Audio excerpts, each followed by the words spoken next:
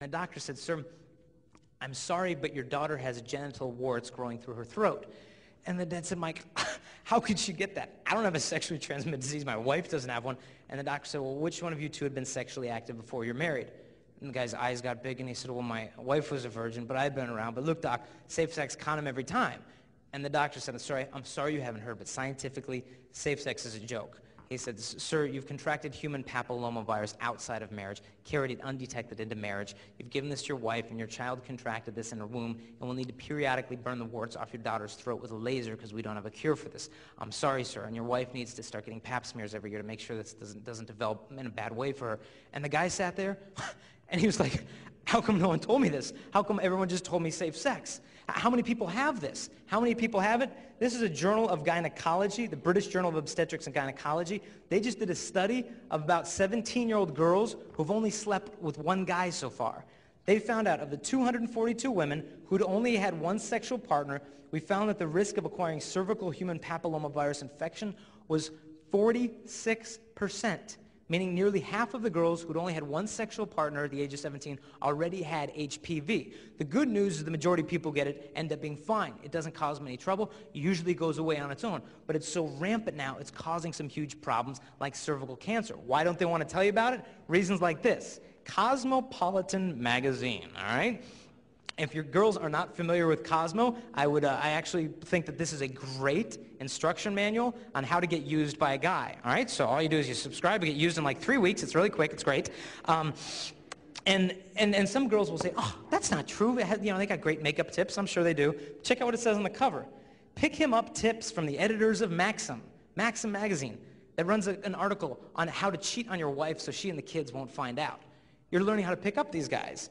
And then it says, "and more no-brainer lines." No-brainer lines. You want them to think you're smart, and you start off meeting with a no-brainer line. This stuff is a joke. It says here, "Gynecologist news your doctor's too wimpy to tell you." So you're like, okay, more eternal wisdom from Cosmo. Open it up, and it says here, "Dear teenage girls, to make sure you don't get a virus during sex." First, it doesn't give you the option of abstinence if you're worth waiting for. Then it says, "Examine the condom tip for tiny holes before sex to make sure that no viruses will sneak through during sex." Thank you.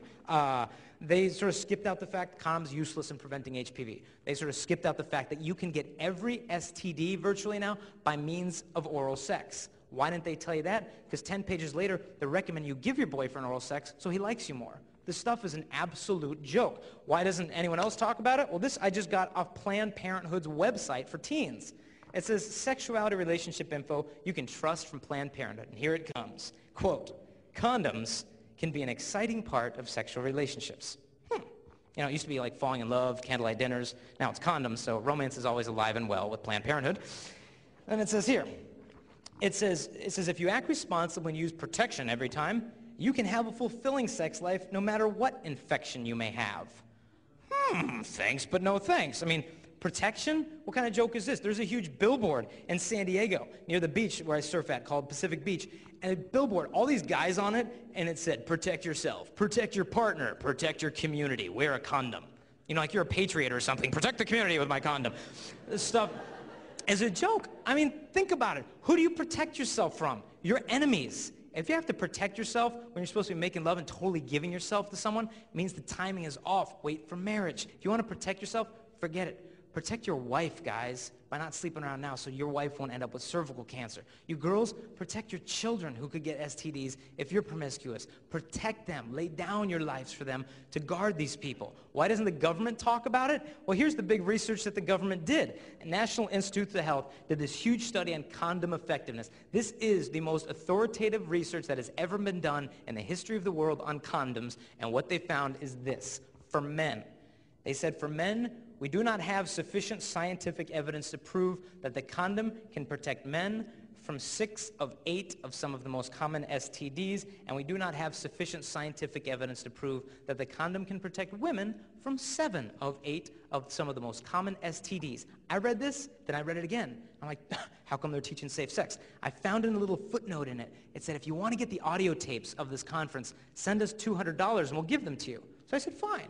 I cut a check for $200, mailed it to DC, and in the mail came 20 hours of audio tapes. I started listening to them 14 hours into it, I found what I was looking for. They had this conference, about 30 doctors, gynecologists on stage, and a huge crowd of people. And you could ask them questions. One lady gets up in the back, and she says, "Doctors, shouldn't we tell teenagers about HPV?" And the doctor gets up, and he said, "Well, we may want to go there." But he said, "Look," he said, "we have secondary prevention methods."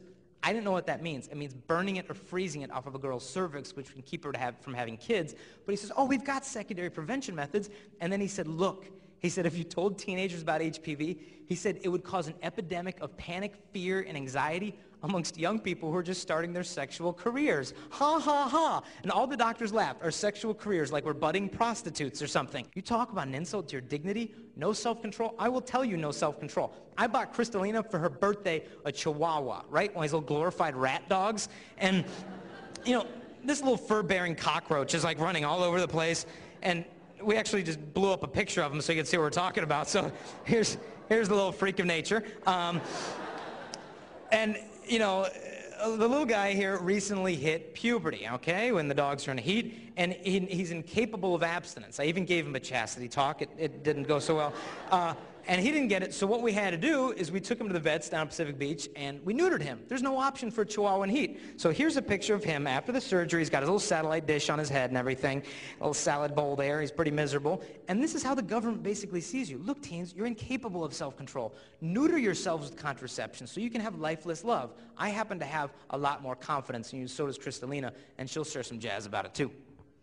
A couple things. When I was in high school, I would hear things like this about STDs and whatnot, and I would be freaked out because I knew the lifestyle I was living and there were chances that something may be wrong with me. But when I turned my life around, there were certain things I needed to face head on, and one of them was getting tested.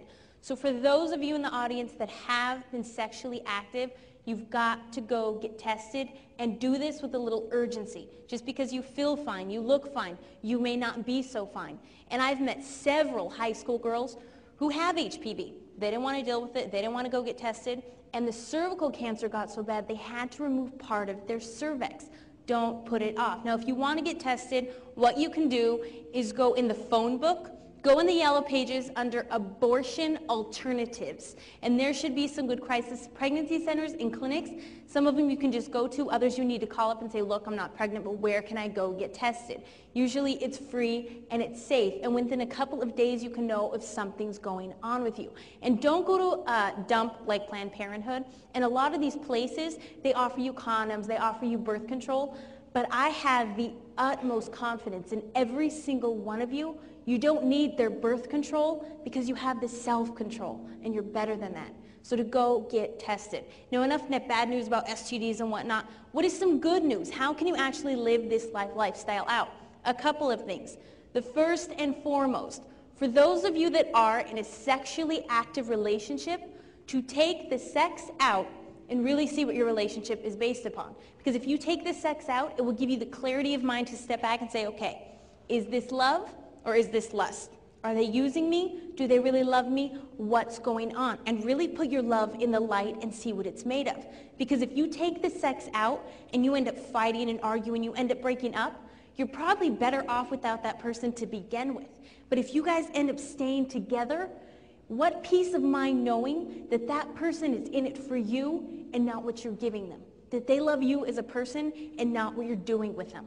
That is peace of mind right there. So to have the guts and courage to take it out and see what it's made of.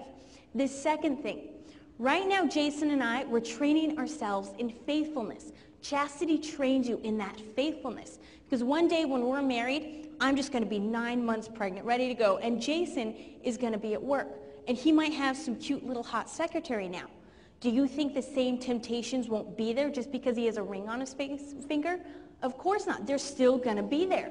But the thing is, he's trained himself in faithfulness now, so within marriage, he can be all the more faithful to me. So to train yourselves in faithfulness.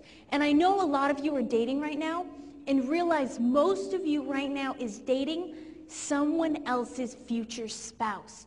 To guard that person, protect that person, as you would want your future spouse guarded and protected in the same exact way. Now, when you date someone, to raise your standards high. And I know a lot of people say raise your standards high. When I say that, Never have to lower yourself to date anyone. And I know a lot of people do that. And you know when you do that. But to keep